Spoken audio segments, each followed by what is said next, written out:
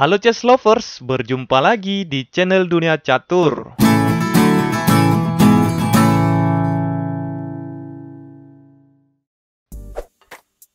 Pada video kali ini, kita akan membahas partai catur yang sangat fenomenal antara Grandmaster Magnus Carlsen melawan Grandmaster muda dari Polandia bernama Jan Krzysztof Duda. Partai ini berlangsung pada turnamen Altibox Norway Chess yang berdurasi 2 jam setiap pemainnya. Jadi chess di sini Magnus Carlsen bermain sebagai tuan rumah, yaitu di Norwegia. Dan sebelum kita bahas permainannya, mari kita lihat profil dari kedua Grandmaster ini. Jika dilihat dari segi nilai Elo, Magnus Carlsen bernilai 2863, sementara Duda 2757. Dari segi umur, Magnus Carlsen berumur 29 tahun dan Duda masih berumur 22 tahun. Dari segi ranking dunia, Magnus Carlsen menduduki peringkat pertama, sementara Duda peringkat ke-15. Jika dilihat dari segi pencatatan rekor, Magnus Carlsen tidak pernah terkalahkan dalam kurun waktu 2 tahun terakhir ini pada permainan catur klasik. Oke chess, daripada penasaran, langsung saja yuk kita lihat permainannya. Pada permainan ini, Jan Krzysztof Duda sebagai pemain putih dan Magnus Carlsen sebagai pemain hitam.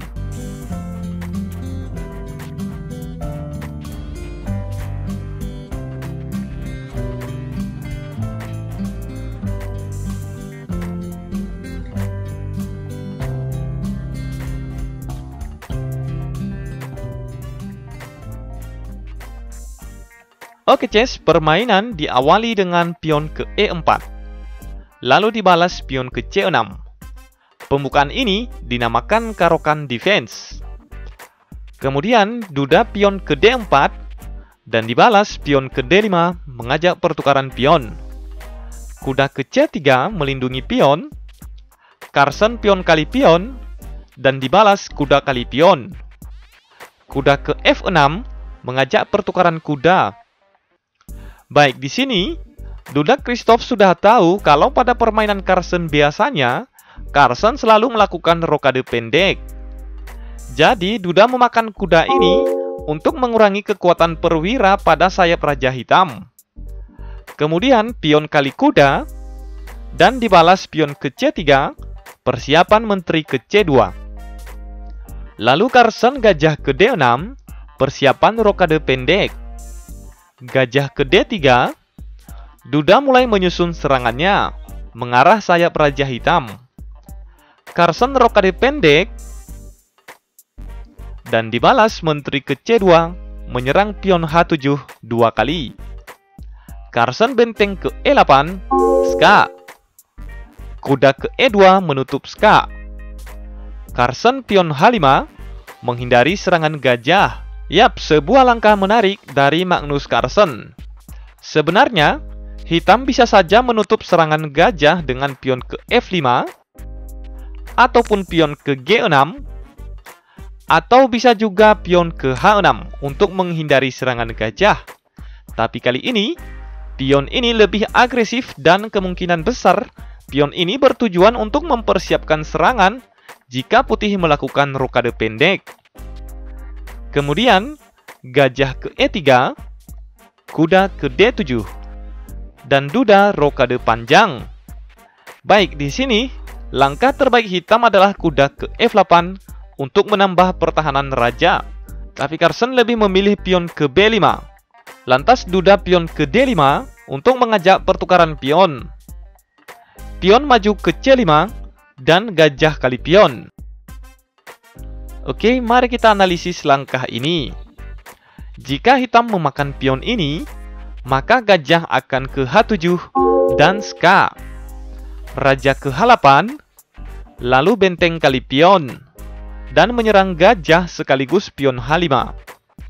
Oleh karena itu, Carlsen tidak memakan pion dan harus merelakan pionnya dimakan gajah.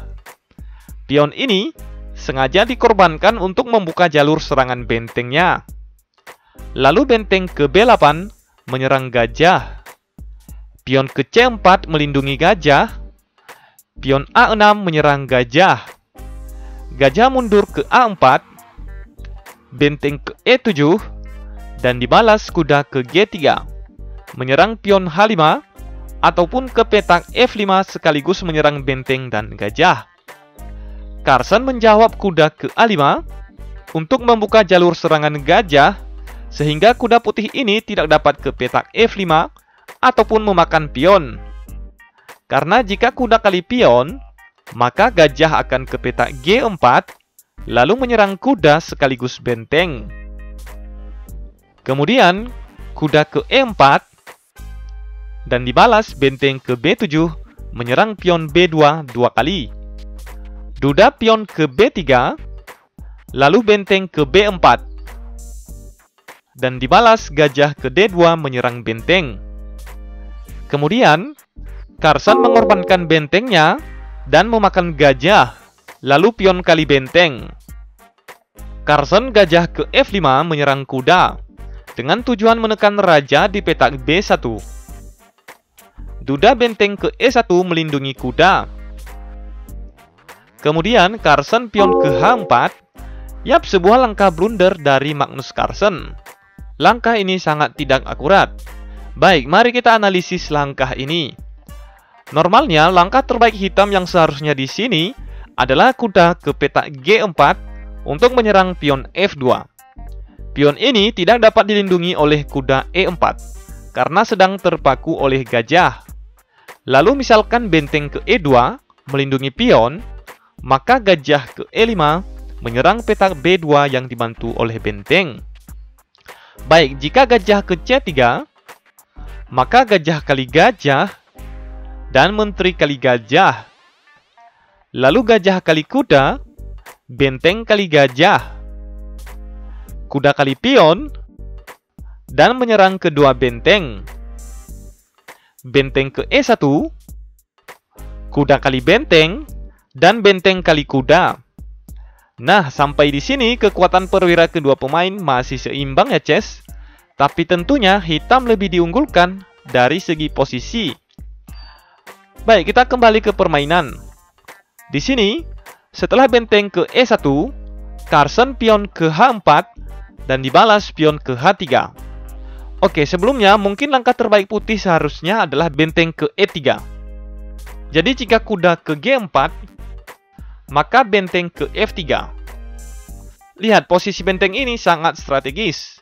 Selain untuk melindungi pion dari serangan kuda, benteng ini juga menyerang gajah sekaligus menambah perlindungan jika sewaktu-waktu hitam menyerang dari sayap kiri raja. Baik, di sini Duda tidak melakukan itu dan lebih memilih pion maju ke petak H3 terlebih dahulu. Lalu Carson kuda ke G5 dan benteng ke E3. Kuda ke F4 menyerang pion. Pion maju ke petak G4 menyerang gajah. Gajah mundur ke G6. Raja ke D1. Pion ke F5 menyerang kuda. Kuda kali gajah. Dan menteri kali kuda. Pion kali pion mengancam gajah. Gajah ke H5. Ska. Pion menutup. Dan dibalas menteri ke F6. Dengan tujuan menyerang raja di petak A1. Gajah menutup dan menteri ke G5. Duda menteri ke E4 untuk melindungi bentengnya dari serangan menteri hitam jika semisalnya kuda diangkat. Lalu menteri ke G2 mengancam benteng. Benteng ke E1. Menteri kali pion dengan ancaman ska di petak B1. Duda menteri ke C2 untuk mencegah benteng naik sekaligus menyerang balik menteri hitam. Menteri kali pion, dan di sini Duda melakukan langkah yang benar-benar menghancurkan pertahanan Carson. Benteng ke E8 dan ska. Ya, mari kita analisis langkah ini. Jika benteng kali benteng, maka benteng kali benteng. Ska. Raja hanya bisa ke H7. Lalu benteng ke H8, ska. Raja harus makan benteng, dan kemudian gajah kali pion, ska. Raja kali gajah, dan menteri kali menteri. Kemudian gajah kali pion, ska. Raja ke D2, kuda kali pion, dan menteri kali pion. Nah, pada posisi ini sudah tentunya putih benar-benar diunggulkan ya, Ces. Dan juga sudah dipastikan akan memenangkan pertandingan. Oke, Ces, kita kembali ke permainan. Di sini, Carson tidak memakan benteng. Lalu raja ke H7. Duda benteng kali benteng. Dan menteri kali pion, ska. Menteri melindungi. Dan gajah kali pion, ska. Raja ke C1. Lalu menteri kali pion. Kemudian benteng ke E3.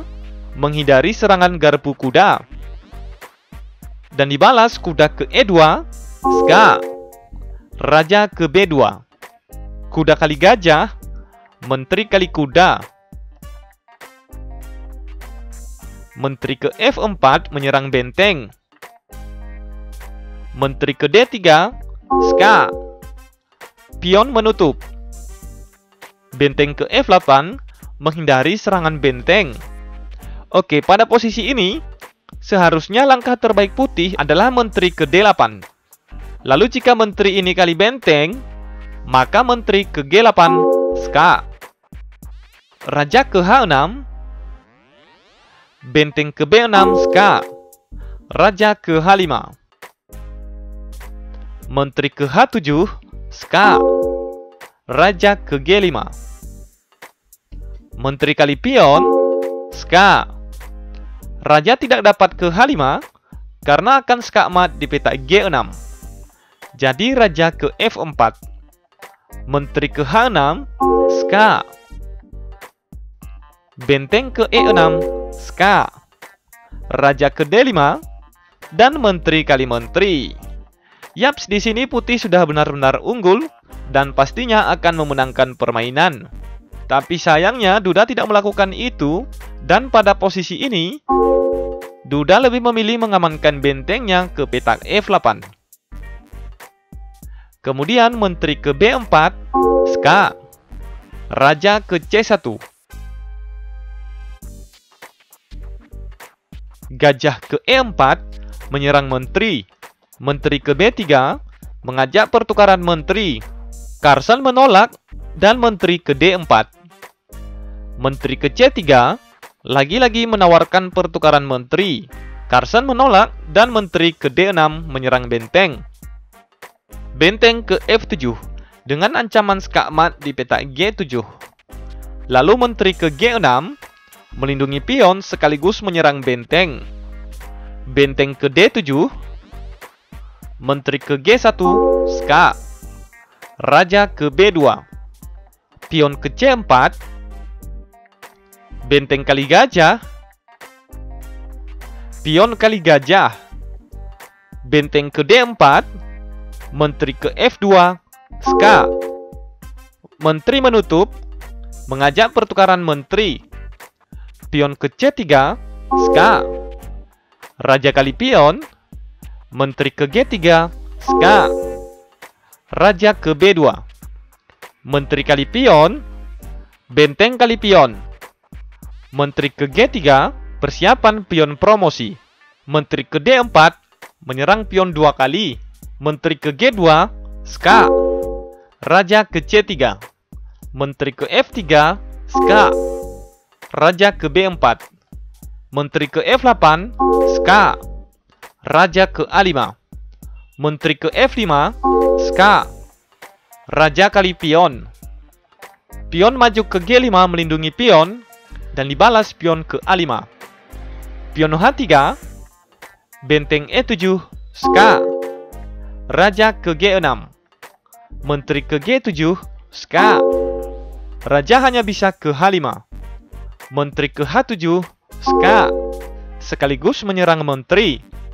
Oke, jika Carson menteri kali menteri, maka benteng kali menteri, ska. Raja ke G4 dan raja ke B6, persiapan pion promosi. Pada posisi ini tentu saja putih akan menang. Jadi di sini Carson raja ke G4, lalu benteng ke E4, ska. Dan sampai di sini permainan berakhir dengan Grandmaster Christoph Duda sebagai pemenangnya. Jadi guys, di sini posisi Carson sudah benar-benar terjepit. Jikalaupun di sini menteri makan benteng, maka menteri kali menteri. Atau jika menteri menutup, maka benteng makan menteri. Ataupun jika raja kabur, maka menteri kali menteri. Jadi posisi Carson benar-benar terpuruk dan sudah tidak ada harapan lagi untuk mempertahankan posisi, apalagi memenangkan pertandingan. Wah, jadi begitulah ceritanya guys. Seorang Grandmaster catur yang tak pernah terkalahkan 2 tahun berturut-turut, dan saat ini dikalahkan oleh Grandmaster muda dari Polandia. Jadi guys, semoga ulasan partai ini dapat menginspirasi teman-teman semua. Dan video ini saya akhiri. Sepandai-pandainya tupai melompat, tupai lain juga pandai melompat.